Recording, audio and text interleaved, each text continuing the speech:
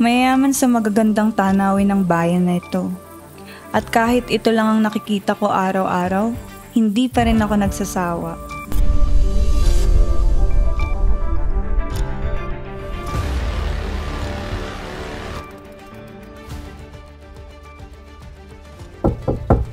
Neng! Ang tatay mo namimilipit sa sakit at nilalagnat. Galing ko na po kayo. Ay, ano ka ba? Hi, Doc. I'm Sweetie. Ano bang i-offer mo na worth it sa doctor's license ko? Sky's the limit, Doc. Di ba medrep ka? Ano yung trabaho na yun? Nardo, wag mo naman sana akong pilitin kasi hindi pa ako handa eh.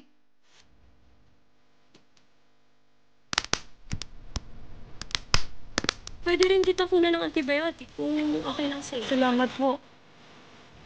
Hindi ganun kadali katulad ng inaakala mo, Lane. Tandaan mo, lahat ng bagay sa mundo may kapalit. Tay! Wala kami ngayon, Tracy. Hindi nga kaya nilalang magbayad yun. Bakit? Gusto mo ikaw na lang magbayad?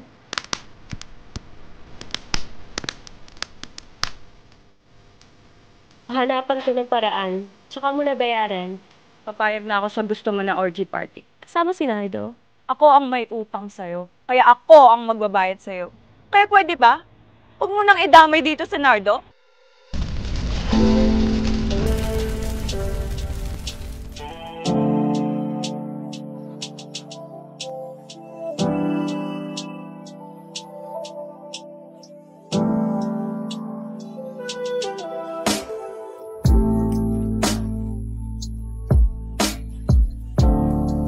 Pero magtira ka pa rin sa sarili mo.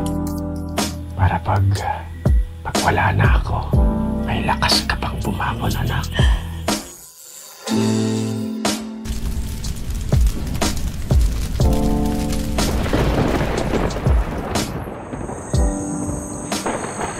Pasensya ka na, Nardo. Nadamay ka pa dito, ah.